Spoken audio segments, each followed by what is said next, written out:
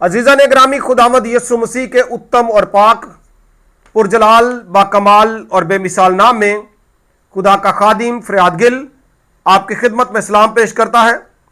खुदा आपको कसरत की बरकत, सेहत और सलामती अता फरमाए। सवाल किया गया है स्टीफन जॉन की तरफ से और बड़ा ही इंपॉर्टेंट सवाल है।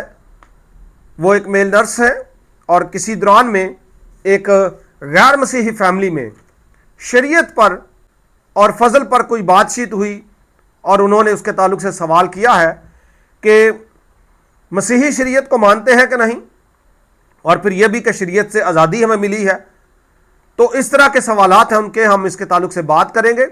आपसे दरख्वास्त है, अगर लगोस टीवी को सब्सक्राइब नहीं किया तो कर लें और लाइक शेयर कमेंट्स भी कर दिया करें। आपकी तरफ से यही मोहब्बत होती है।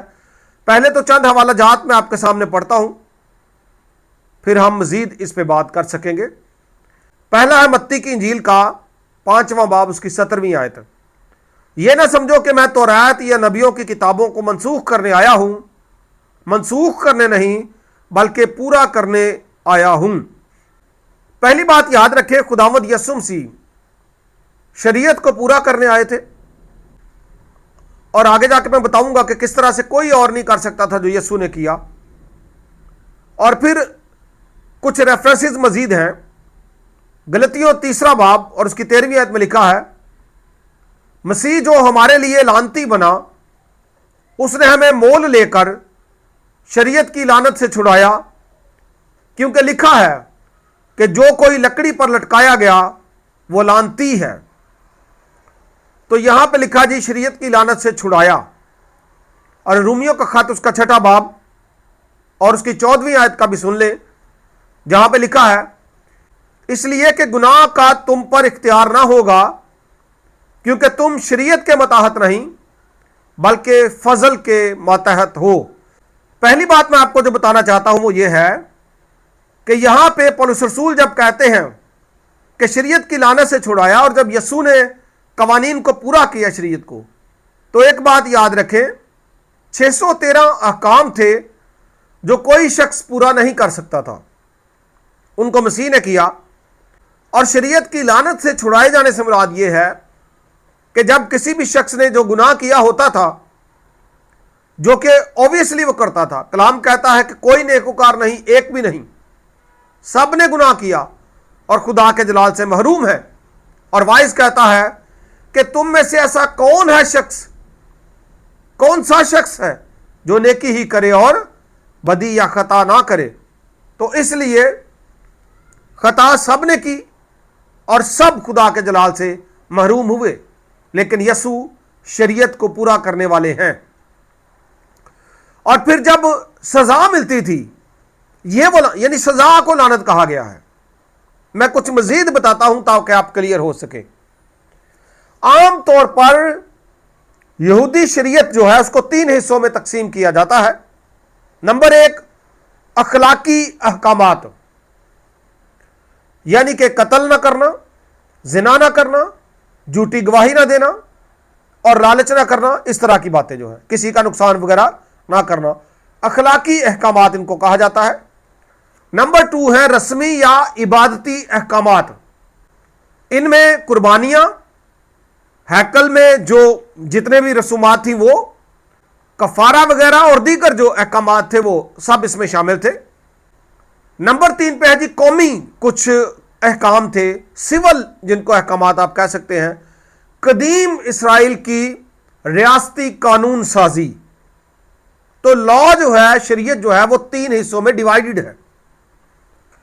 तो बहुत से मसीही जो उलमा हैं, खुदा के खुदाम, वो इस बात पर बिलीव रखते हैं कि जो अखलाकी असूल हैं, अखलाकियात के ताल्लुक से, म्यारे जिंदगी के ताल्लुक से जिनका ताल्लुक है, वो आज भी मसीहियों के लिए वैसे ही हैं।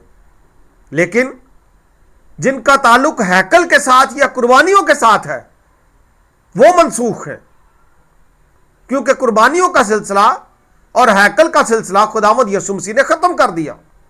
अब ये समझने वाली बात है, क्योंकि कुर्बानी कामिल यीशु मसीह की है, बाकी कुर्बानियां तो उसका पेश खैमा थी।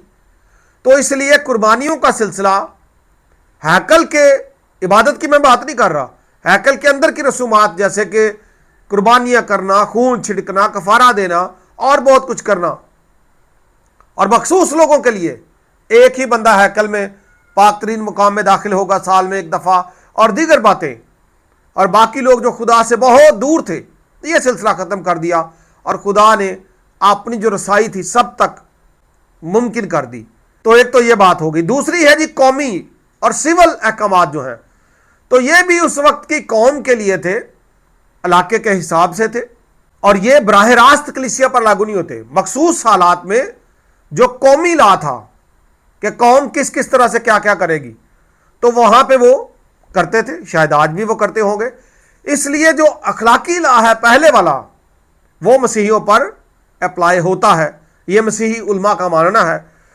और अगर आप अमाल की किताब के 15वें बाब का मुताला करें तो यरूशलेम में एक काउंसिल का फैसला आपको नजर आएगा, और वहां पे एक बड़ा सवाल था कि जो गैर यहूदी मसीही हो रहे हैं, खुसूसन खतना, इस पे बात की गई कि क्या उनके लिए भी जरूरी है, जिसका नतीजा यह था कि उनके लिए जरूरी नहीं है।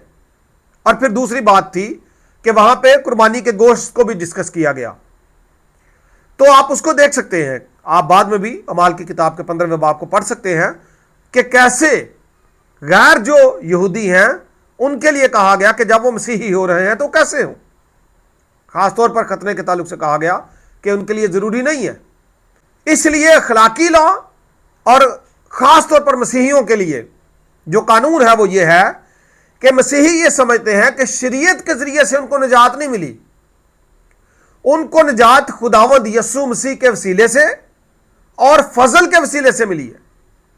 यानी फजल है ना खुदा का, खुदा ने अपने बेटे को भेजा, फजल के जरिए से यस्सु मसीह के खून के बहाए जाने के वसीले से मसीही जो हैं वो निजात पाते हैं। ये कॉन्सेप्ट है मसीहियत में निजात का। तो जो कवानीन हैकल और कुर्बानियों के ताल्लुक से और उनकी कौमियत के ताल्लुक से थे वो तो हम पर अप्लाई नहीं होते, लेकिन जो अखलाकी कवानीन हैं, मेजरमेंट्स हैं, पैरामीटर्स हैं, अखलाकियात के ताल्लुक से, रोज़मर्रा की ज़िंदगी के ताल्लुक से, वो मसीहियों के लिए भी हैं। और दूसरी बात यह है कि शरीयत के वसीले से मसीही निजात नहीं पाते, बल्कि यीशु मसीह के वसीले से मुफ्त में फजल के ज़रिए से निजात पाते हैं। Thank you so much. खुदा आप सबको बरकत दे।